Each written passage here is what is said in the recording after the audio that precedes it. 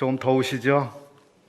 이제 점점 감당하기 더운 날씨로 변해갈 텐데요.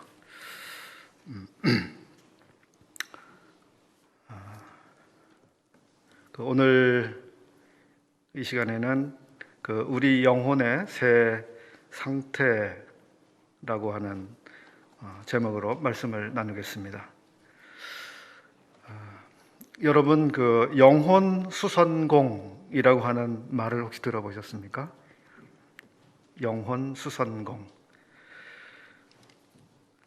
영혼을 수선할 수 있을까요? 자전거를 수리하고 또 옷을 수리하고 또 집을 수리하고 이렇게 하듯이 우리 영혼을 수리할 수 있을까요? 어느 TV에서 영혼 수선공이라고 하는 그 드라마를 했습니다. 제가 그걸 본 건 아닌데요. 그런 제목의 드라마가 있었습니다. 그 드라마가 취급하고 있는 내용은 그 정신과 의사들이 이 정신과적인 어려움을 겪고 있는 사람들을 치료하는 이런 이야기를 담고 있는 그 드라마였습니다. 정신과 의사들의 그 도움을 통해서 정신적인 어려움이 해결이 되고 또 일부 수리가 될 수 있는 부분이 있을 수 있다고 생각합니다. 그러나 이제 영적으로는 정말 어떠한 의사도 또 그런 것을 해줄 수 없겠는데요. 이 시간에는 우리 영혼의 이 새 상태에 대해서 나눠보겠습니다. 신약 성경, 구약 성경에서 우리는 어떤 사람들의 영혼의 상태를 알 수 있는 이런 것들이 있는데 세 곳만 찾아서 오늘 나누겠습니다.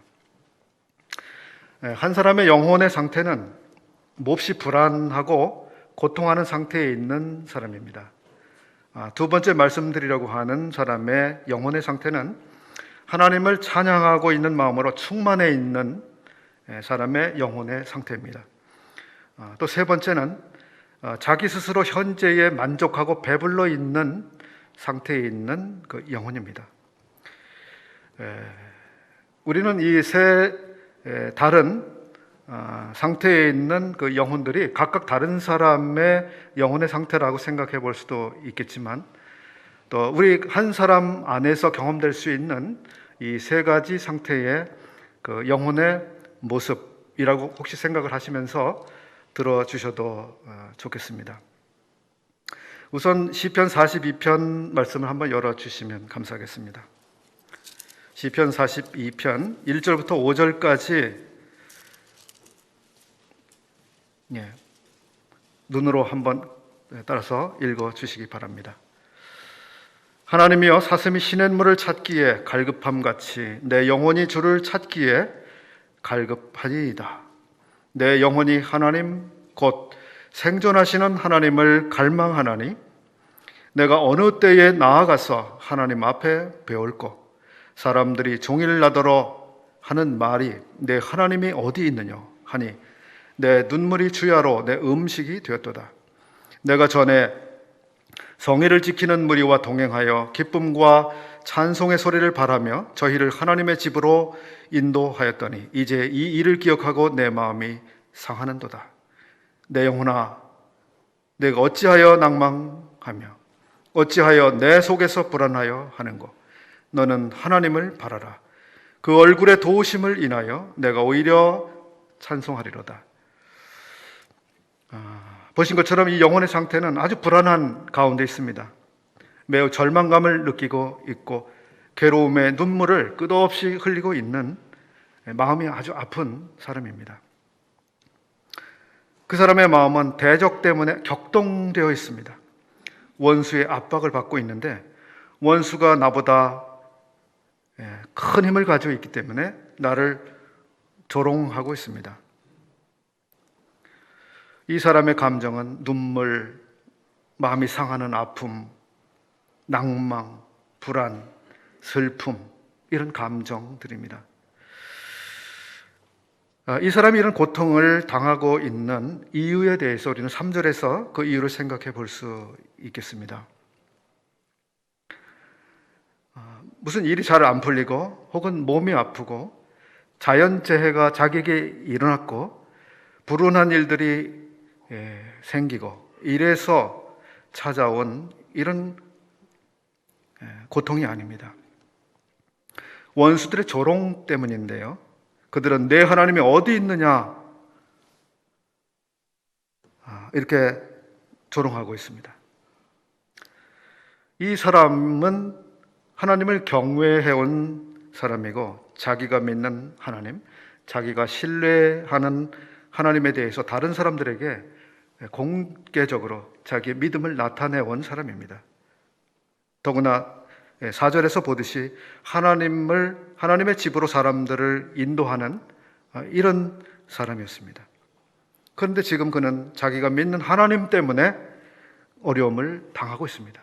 하나님 때문에 당하고 있는 고통, 슬픔, 낭망, 불안, 눈물. 이런 가운데 이 사람은 자기 영혼에게 이야기하고 있습니다. 자기가 자기 영혼에게 무엇이라고 말하고 있습니까? 낙심하지 말라고 말하고 있습니다. 불안해하는 이유가 무엇이냐고 자기에게 질문하고 있습니다. 우리 형제 자매님 여러분도 그런 경험이 있으신지요? 내가 무엇 때문에 불안해하느냐? 무엇 때문에 낙심하고 있느냐? 절망적인 일들이 계속 나를 덮쳐오고 나보다 더 강한 세력이, 즉 하나님을 무시하는 어떤 사람들이 나를 압제하고 있는데 벗어날 힘이 없고 이렇게 괴로움 속에서 나의 삶이 끝나게 되는가 하는 이 불안이 나를 사로잡는 이런 상황. 저는 이 시인이 어찌하여 내 영혼아 내가 어찌하여 이렇게 말하고 있는데요. 이 장면을 이것이 마치 위문 공연 같은 느낌을 받습니다. 즉 자기의 마음을 위로하고 격려하기 위해 스스로를 위한 위문 공연을 하고 있는 듯한 느낌을 받아요. 여러분도 자기를 위한 위문 공연을 혹시 해보셨나요?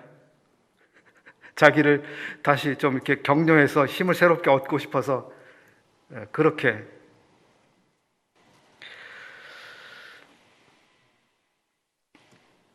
내가 무엇 때문에 낙심하고 있느냐? 그럴 필요 없다. 내가 무엇 때문에 불안해하느냐? 그럴 필요 없다. 내 영혼아, 너는 하나님을 바라라. 철로 역정에 나온 한 캐릭터 가운데 절망이라고 하는 존재가 나옵니다. 그 절망은 거인이라고 표현되고 있는데 절망 거인. 어마어마한 자이언트. 그 힘이 또 크기가 어마어마하게 크기 때문에 이 절망이라고 하는 존재를 이겨낼 수가 없습니다. 절망 거인. 이 순례자를 사로잡고 있는데요. 그는 그 수렁 속에서 자기 영혼을 포기하는 것이 아닙니다. 이 시를 쓰고 있는 이 시인은 자기가 그렇게 낙심하고 낭망하고 불안하는 상태에서 그냥 있는 것이 아니라 정신을 차리는 것입니다. 자기 영혼에게 말하고 있습니다. 너는 하나님을 바라라. 하나님을 바라라. 그의 얼굴의 도우심을 바라라. 그가 하나님을 사모하고 기다리고 있는 마음이 1절에 나오고 있습니다. 사슴이 시냇물을 찾기에 갈급함 같이 내 영혼이 주를 찾기에 갈급합니다. 간절하게 주님을 찾고 있습니다. 사슴이 목이 말라 간절하게 물을 찾고 있는 것처럼 그렇게 주님을 찾고 있는데요. 여기 사슴은 바로 내 영혼을 말해주고 있습니다. 내 영혼. 사슴이 시냇물을 찾습니다. 내 영혼이 하나님을 찾습니다. 이 시냇물은 바로 하나님이죠. 내 영혼이 하나님을 찾아가는 이 그림이 사슴이 아주 목이 말라 시냇물을 찾는 것처럼 내가 그렇게 지금 하나님을 찾고 있습니다. 여러분 그렇게 하나님을 찾으시죠? 그렇게 찾으며 사시죠? 괴로울 때 그렇게 하시죠? 이 사슴이 만족을 얻게 되는 때가 언제입니까?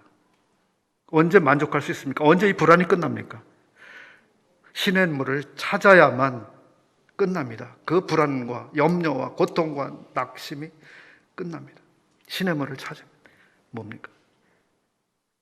찾고 찾는 그 주님, 그 하나님을 우리가 만나기 전에는 이 불안이 극복되지 않는 이 상태에 있는 우리 자신을 볼 수 있습니다. 근데 2절에서 보시게 되면 내 영혼이 하나님 곧 생존하신 하나님을 갈망하나니 내가 어느 때에 나아가서 하나님 앞에 배울 거. 우리는 이 시인의 이 말을 잘 이해하기가 좀 힘듭니다. 아니, 마음으로 얼른 기도해서 주님 앞에 나아가서 내 마음을 이렇게 다 통하면 되지 않아? 근데 구약 시대에 히브리적 사고는 그렇지가 이제 않았던 것입니다. 우리처럼 언제나 하나님 앞에 나가고 언제 어디서나 어느 때나 주님 앞에 나갈 수 있는 이런 그 개념이나 생각을 구약 이스라엘 사람들은 그렇게 가지고 있지 않았습니다. 바로 하나님을 만나려면 성전으로 가야 되고, 그렇죠? 하나님이 만나 주셔야 내가 만나게 되는 그런 사고를 그들이 가지고 있었습니다. 그런데 이 시인은 지금 그 하나님 앞에 나아가고자 하는 그 갈망이 있는데 지금 나아갈 수 없는 어떤 상태에 있습니다. 모르겠습니다. 어떤 이유인지. 그는 원수의 압제를 받고 있는데요. 9절 하반절에 있죠. 내가 어찌하여 원수의 압제로 인하여.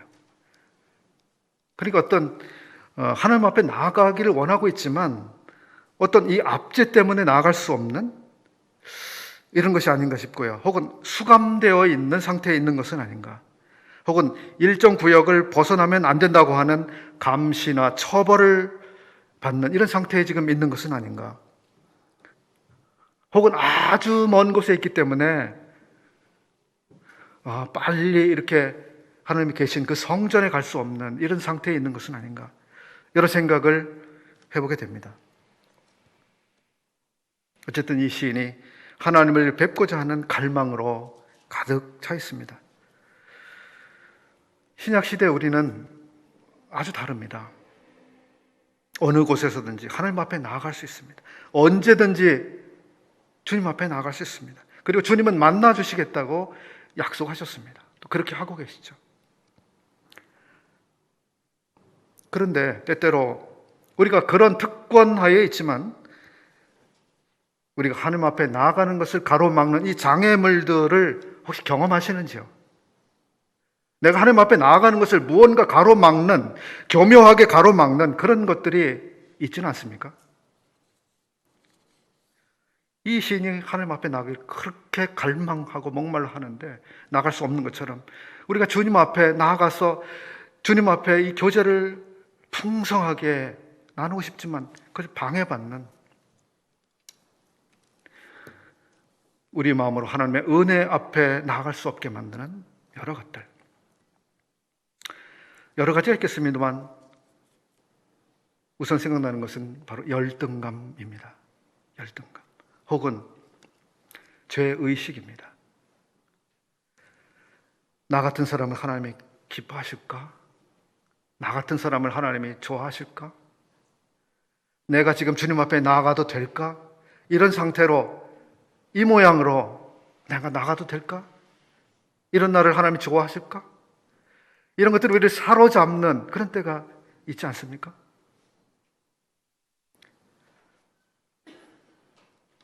때때로 이런 경우도 있겠는데요. 어떤 다른 사람들이 나에 대해서 어떤 비판적인 말을 해서 이 시인처럼 우리 마음이 상하고 낙심이 되고 슬픔을 느끼게 되는 이런 일들은 없습니까? 우리가 이런 여러 상황 속에서 우리 영혼에게 내 영혼아, 내 영혼아, 너는 하나님을 바라라. 하나님을 바라라. 내 하나님을 바라라. 내 얼굴을 도우시는 그분을 바라보라. 이 시편의 그 마지막 절에는 나는 내 얼굴을 도우시는 내 하나님을 오히려 찬송하리로다 이렇게 하고 있는데 내 얼굴을 도우시는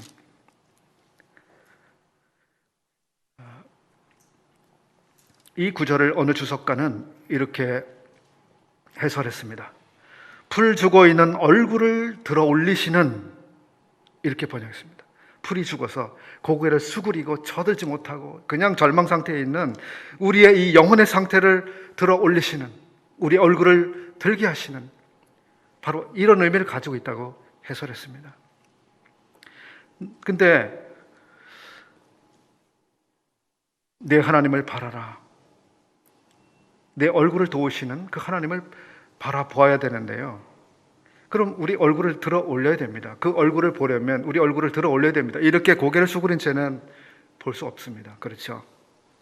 그리고 우리가 얼굴을 들어서 하나님을 향해서 우리 얼굴을 들게 될 때 우리는 하나님의 얼굴을 마주 대할 것입니다. 그렇게 되면 우리 마음에 있는 격동, 슬픔, 낙심, 눈물, 불안, 이런 것들이 사라지게 됩니다. 그 하나님을 우리가 주목하고 바라보고 있을 때 시들시들해진 이 풀, 이 시들시들해진 풀은 죽은 풀은 아닙니다. 그냥 시들해져 있습니다. 근데 이 시들해진 풀, 우리의 영혼이 은혜 안에서 소생됩니다. 내 영혼아, 내 영혼아, 어찌하여 낭망하며 불안해하느냐? 너는 내 하나님을 바라보라. 이것이 이 시인이 지금 처해 있는 영혼의 상태이며 자기 영혼에게 말하고 있는 바입니다. 두 번째 사람의 영혼의 상태를 103편에서 우리가 보겠습니다. 다윗의 시라고 쓰여 있습니다. 1절, 2절까지만 읽어보겠습니다. 내 영혼아, 여호와를 송축하라. 내 속에 있는 것들아, 다 그 성호를 송축하라. 내 영혼아, 여호와를 송축하며 그 모든 은택을 잊지 말지어다. 여기 시인이 내 영혼아, 내 영혼아, 내 영혼아 라고 하면서 지금 어떤 상태에 있는지, 무엇을 말하고 있는지 금방 들어보시죠. 이 영혼의 상태는 여호와를 찬양하려고 하는 마음으로 아주 충만해 있습니다. 찬양이 그 마음에서 아주 넘치고 있습니다. 첫 번째 만나보았던 그 사람의 영혼의 상태와 아주 다른데요, 우리 주변에는 때때로 우리에게 이런 아주 영적으로 충만해 있는 성도들이 있습니다. 그래서 그런 성도들과 같이 교제하고 옆에만 있어도 우리 마음이 즐거워지고 막 힘이 생기고 그런 경험들을 합니다. 우리 형제님들도 그러시죠? 자매님도 그런 경험 하시죠? 그 형제님, 그 자매님만 있으면 참 즐거워지고 힘이 생기고. 여기 이 시인의 이 시 속에 우리가 이렇게 들어가게 될 때 우리도 함께 참 여호와를 찬양하고자 하는 이런 마음으로 가득 차오는 우리 자신을 느낄 수 있습니다. 이 시인은 첫 번째 그 영혼처럼 자기를 위로하고 자기의 힘을 북돋우려는 그것이 아니라 하나님을 기뻐하고 하나님을 노래하자고 자기 영혼에게 말하고 있습니다. 내 영혼아, 노래하자. 내 영혼아, 송축하자. 저는 이 103편의 시의 분위기를 이렇게 느낍니다. 왈츠 잘 아십니까? 왈츠 또는 폴카 혹은 탱고 이런 것처럼 막 이 춤 음악들, 클래식 음악에서 이런 곡들을 들으면 자기도 모르는 사이에 막 이게 어깨가 들썩들썩해지고요, 이렇게 즐거워지지 않습니까?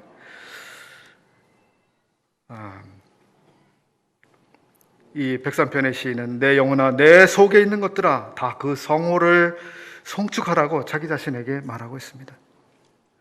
그리고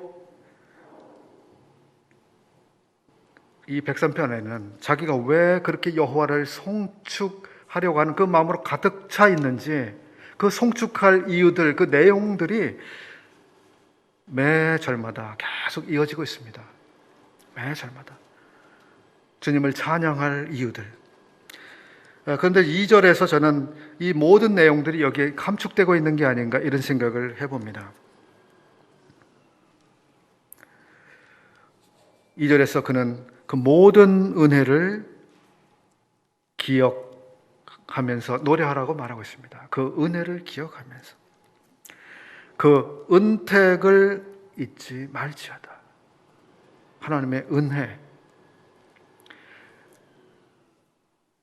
그 은혜 가운데 이 103편에서 특별히 이 다윗은 여러 구절에서 인자하심, 여호와의 인자하심을 여러 번 반복해서 말하고 있습니다. 인자하심.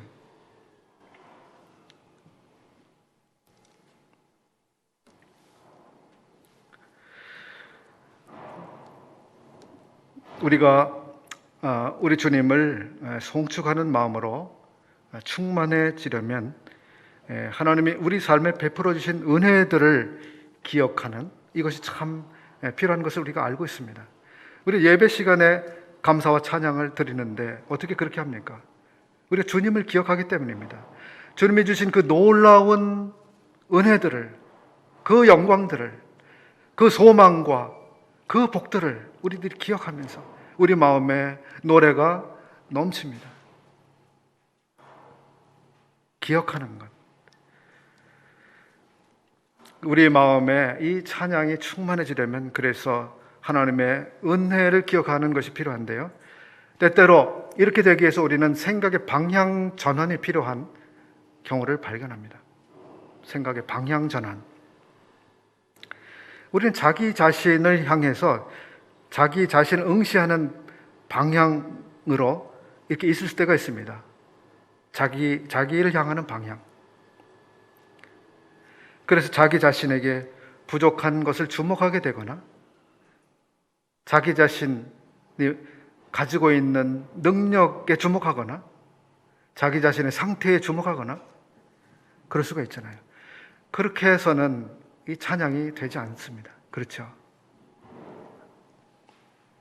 주님의 인자심을 기억하는 이러한 쪽으로, 이러한 방향으로 우리의 생각을 이렇게 바꾸는 이것이 필요합니다. 이렇게 할 때 우리 마음에 이 찬양이 가득 넘쳐오르게 될 것입니다. 우리 마음속에, 내 삶 속에 왜 찬양이 이렇게 적을까? 왜 부족할까? 내 삶에 이렇게 왜 찬양이 적을까? 혹시 그런 분들이 계시다면 우리의 생각의 방향을 바꾸시는 이것을 한번 해보시기 바랍니다. 세 번째 사람의 그 영혼의 상태를 우리 누가복음 12장에서 한번 보겠습니다.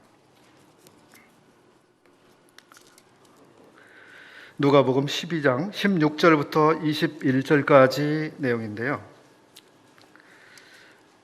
읽어보진 않겠고요. 익숙하신 내용이실 텐데 거기를 펴놓으시고요. 눈으로 한번 이렇게 보시면서 제 이야기를 한번 들어주시기 바랍니다.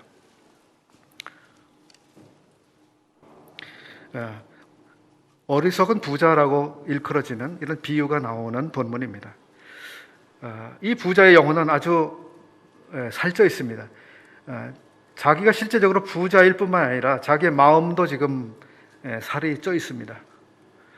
우리 주님께서는 이 비유를 통해서 무슨 말씀을 하려고 하신 것인가? 바로 물질적 탐욕, 탐심, 이것을 주님께서 말씀하기를 원하셨던 것을 우리가 금방 알 수 있습니다. 13절을 보시게 되면 이 비유를 주님이 하시게 된 배경, 그 이유가 나옵니다. 무리 중에 한 사람이 주님께 왔습니다. 그리고 말했습니다. 선생님, 내 형을 명하여, 혹은 성경의 난하주에는 내 동생을 명하여 유업을 나와 나누게 하소서 하니 이르시되 이 사람아 누가 나를 너희의 재판장이나 물건 나누는 자로 세웠느냐? 이렇게 하시고 이제 비유를 시작하셨습니다. 주님께 찾아온 사람의 방문 목적이 여기 나왔죠. 그는 유산 상속에 불만이 있는 사람이었습니다. 그리고 소송을 제기하는 그러한 마음으로 주님께 와서 말했습니다. 그의 주장이 정말 정당했는지 그렇지 않은지는 알 수 없습니다. 그런데 주님께서는 그 사람의 주장이 어떠했는지를 다루시는 게 아니라 그런 마음으로 예수님께 나온 그 사람의 마음의 상태를 주님이 아셨습니다.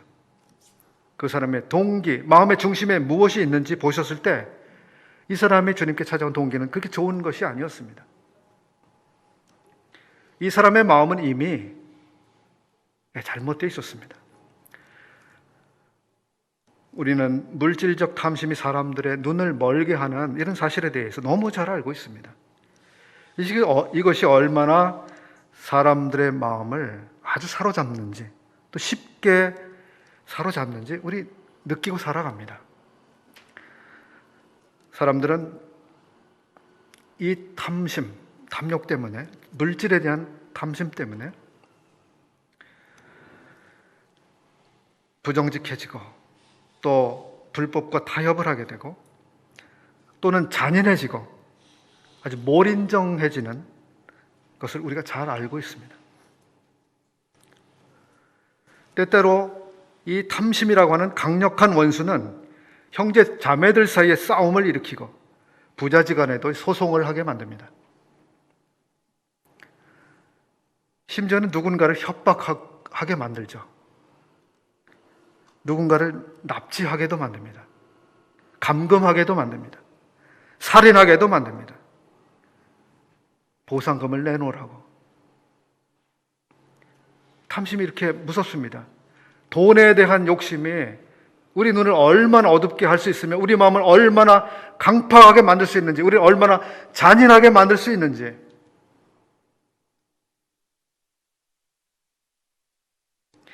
자기가 돈을 벌 욕심이 생기면 다른 사람의 건강을 해치든 말든 그저 어떤 몸에 좋지 않은 성분을 섞어서 식품을 만들어 팔기도 하고요. 어떤 사람이 평생 중독이 돼서 살아가는 그런 상태가 되는 사실을 뻔히 알면서도 마약을 유통시키는 이런 사람들도 있는 것이죠. 평생 불구가 되든 말든 정신적인 장애를 가지고 살든 말든 나는 돈만 벌면 된다는 이런 생각, 얼마나 무섭습니까?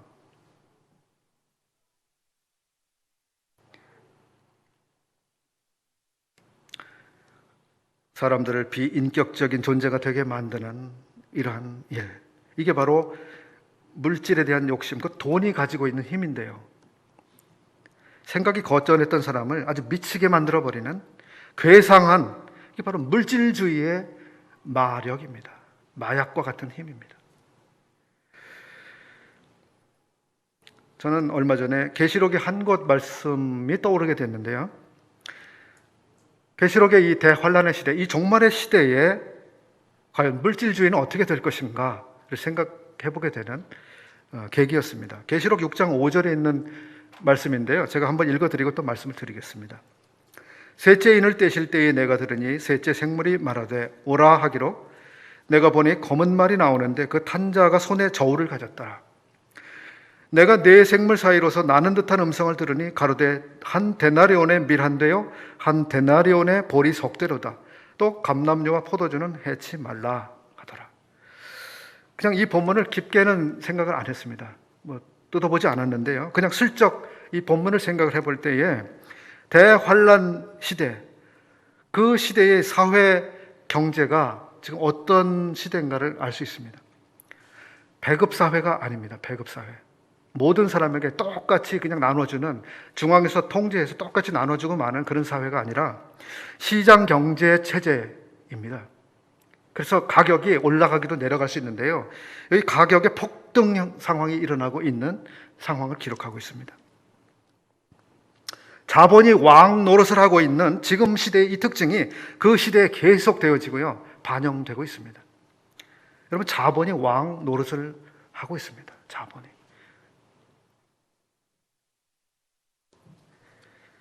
그래서 그런 정신은 아주 치명적인 데까지 지금 나가고 있는데요.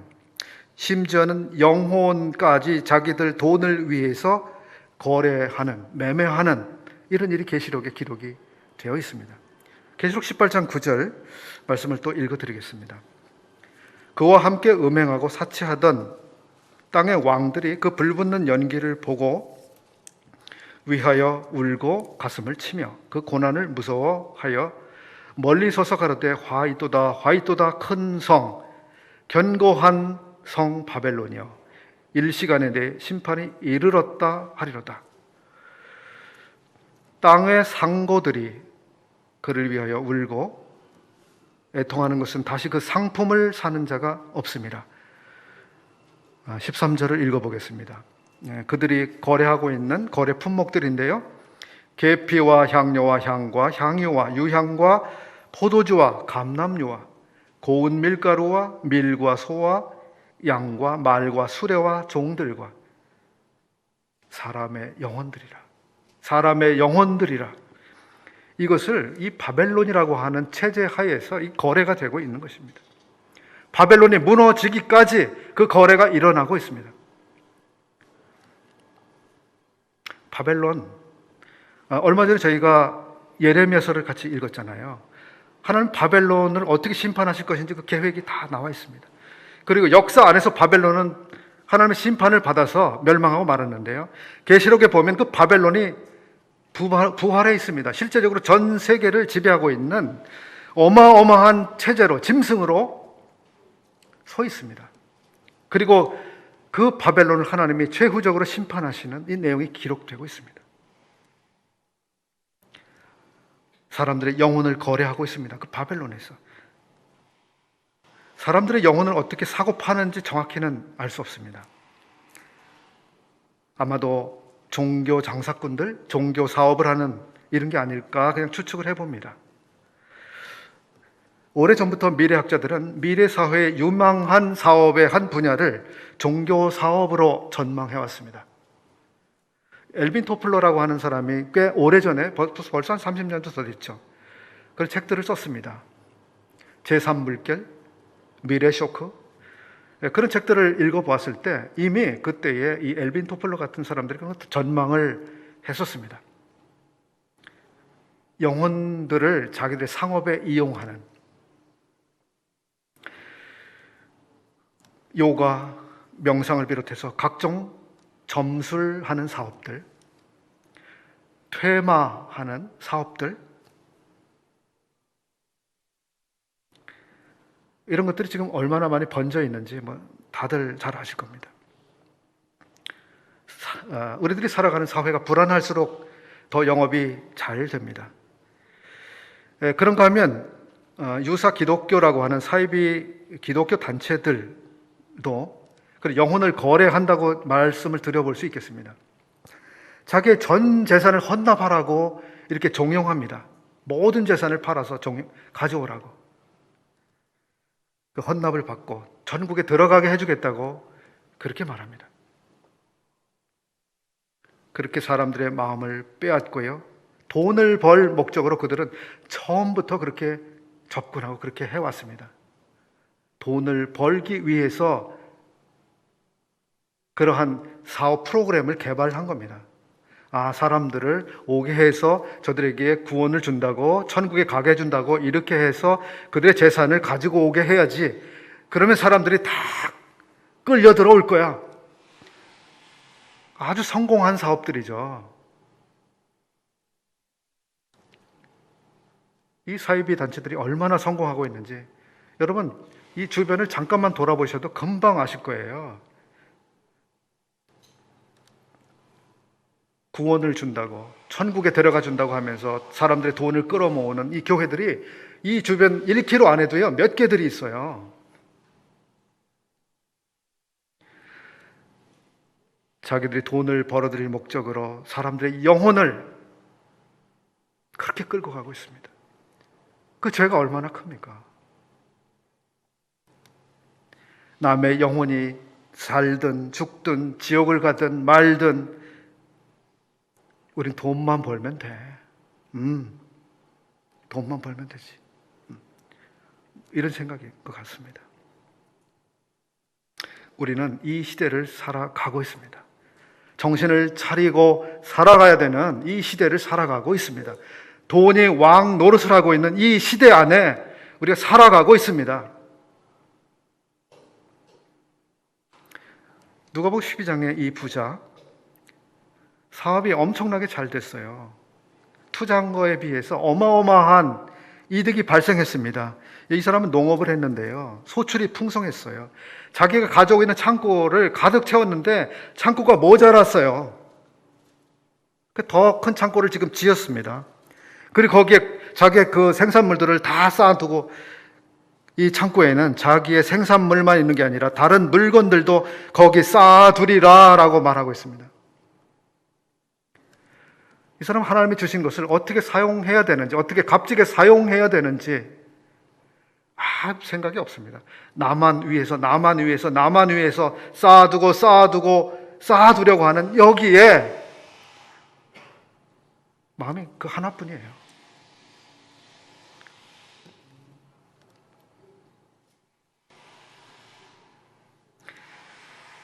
하나님 앞에서 자기의 삶을 생각해 보거나 평가해 보지 않고 이 세상에서 실컷 누려볼 수 있는 것들을 누리면서 살아가겠다고 자기의 남은 삶을 계획을 하고 있습니다. 19절에 보실까요? 이 사람의 영혼, 그 영혼이 자기 영혼에게 하는 말,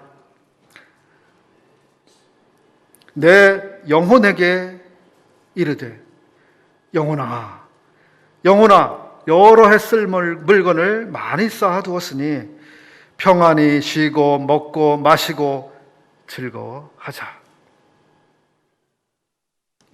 이게 이 사람의 계획이고 마음이었고 마음의 관심사였고 그랬습니다. 이때 하나님이 개입하십니다. 오늘 밤에 내 영혼을 도로 찾아가겠다. 어리석은 부자는 자기 영혼엔 관심 없이 살았습니다. 자기 영혼은 자기 거라고 생각하면서 살았습니다. 그런데 영혼을 회수해 가실 권한이 하나님께 있다고 하는 이 사실을 이 사람은 생각하지 않았습니다. 혹은 죽으면 다 끝나는 거지 뭐. 죽으면 뭐가 있겠어. 그냥 죽으면 다 끝이지. 그러니까 있는 동안 재밌게 살지. 그럼 되지.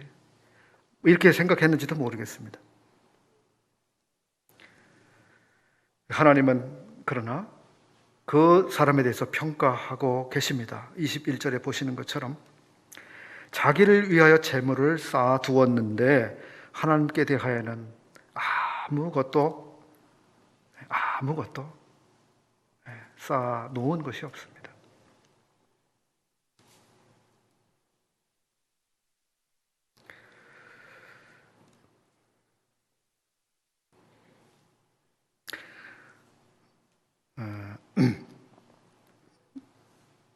오늘 이 본문을 통해서 우리는 죽음이 무엇인가를 한번 생각해 볼 수 있는데요. 죽음이 과연 무엇인가? 여기 영혼을 하나님이 회수해 가십니다. 우리 육체를 사용할 수 있도록 하나님이 그 영혼에게 그러한 자유와 기회를 주셨습니다. 그런데 영혼을 회수해 가시고요. 육체는 여기 남겨지게 되고요. 영혼을 회수해 가신 육체는 아무 이제 쓸모가 없게 됩니다. 그래서 부패하게 되죠. 근데 죽음이라고 하는 것은 우리의 영혼이 더 이상 우리의 육체를 사용할 수 있는 기회가 없어져 버리는 것을 말한다. 이렇게 생각해 보겠습니다. 우리의 영혼이 더 이상 우리의 육체를 사용할 수 있는 기회가 없어져 버리는 것, 이게 죽음이다. 그래서 우리가 우리의 육체를 입고 있는 이 동안에 우리의 영혼이 우리의 이 육체를 사용할 수 있는 이 기회를 무엇을 위해서 사용할 것인가? 여기 생각을 해봐야 합니다.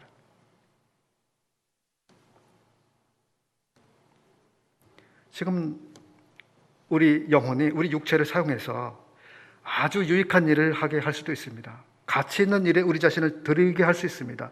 하나님을 위해서 우리 육체를 사용하고 성도들을 위해 사용할 수 있습니다. 우리 영혼이 가치 있다고 여기는 것, 해야 하겠다고 여기는 것을 우리 육체를 사용해서 그렇게 할 수가 있습니다.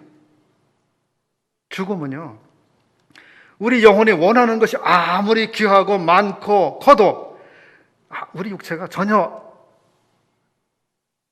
따라주지 않는 상태가 되는 것입니다. 우리 육체를 사용할 수 있는 기회는 끝납니다. 이 기회를 우리가 생각해 봐야 하는 것입니다. 많은 분들이 이 누가복음 12장의 이 비유, 어리석은 부자 이야기를 아직 구원받지 못한 어떤 사람, 탐심에 가득 차 있는 어떤 세상 사람들에게 주님이 경고하시는 것이다 라고 그렇게 생각하시는데요. 물론 그렇게 볼 수 있습니다. 우리들에게는 교훈이 없을까요? 우리의 교훈을 위해서는 이 말씀을 하시는 것이 아닐까요? 내 영혼을 데려간다면, 오늘 밤에 데려간다면 어떻게 될 것인가? 저는 이 세 번째 영혼의 상태를 보여주는 이 누가복음 본문이 물질을 우리가 어떻게 지혜롭게 관리할 것인가라고 하는 그것을 다루고 있다고 생각하지 않습니다. 물질을 어떻게 관리할 것인가가 아니라 물질주의에 빠지기 쉬운 우리의 욕망을 어떻게 관리할 것인가 하는 것이 이 본문에서 말씀하는 것이라고 생각합니다. 우리의 탐심, 우리의 욕망을 우리가 어떻게 관리할 것인가? 우리 관리해야 합니다. 탐심이 원하는 대로 그렇게 하면 안 됩니다. 그런데 우리는 이 점에 있어서 우리가 정말 취약하다고 하는 사실을 인정해야 합니다. 인정합니다. 우리가 얼마나 연약합니까? 욕심에 우리가 얼마나 잘 빠져들어갑니까? 우리는 욕망을 관리할 능력이 사실 부족해요. 저 자신을 볼 때 너무 부족합니다. 우리가도 모르는 사이에 돈에 대한 욕심이 우리의 마음을 싹 비집고 들어와서 자기가 주인처럼 그걸 행세하는 그런 일이 생길 수 있습니다. 돈 버는 일을 하나님 사랑하는 것보다 더하게 만드는 돈의 신이 매일 우리 옆에 있습니다. 그 신이 매일같이 우리 옆에 있습니다. 그리고 우리에게 들어오려고 하는 거예요. 그리고 우리를 장악하려고. 우리가 원하는 욕심대로 그렇게 살아가도록 그렇게 그 신이 역사하고 있습니다. 이것을 우리가 기억할 필요가 있겠습니다. 오늘 우리는 우리 영혼의 상태, 영혼의 세 가지 상태에 대해서 한번 살펴보았습니다. 내 영혼아, 내가 어찌하여 낭망하며 어찌하여 내 속에서 불안하여 하는 것, 너는 하나님을 바라라.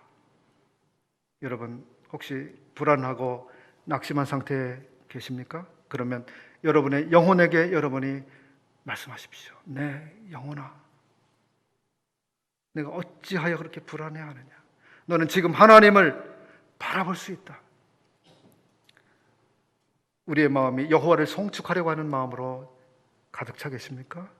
내 영혼아, 여호와를 송축하라. 내 속에 있는 것들아, 내 속에 있는 것들, 내 심장, 내 간장, 내 콩팥, 내 위장, 내 속에 있는 것들, 아마 그것은 아니겠죠? 저를 구성하고 있는 그 모든 것들, 나의 생각, 모든 감정, 모든 의지, 모든 관심, 여호와를 송축하라. 그 모든 은택을 기억해라. 세 번째 영혼에서 우리가 본 것처럼 내 영혼아 평안히 쉬고 먹고 마시고 즐거워하자. 우리가 우리 영혼에게 말한다면 여러분, 형제님 지금 뭐라고 말씀하시겠습니까? 내 영혼아, 내 영혼아. 뒤에는 여러분이 채우십시오.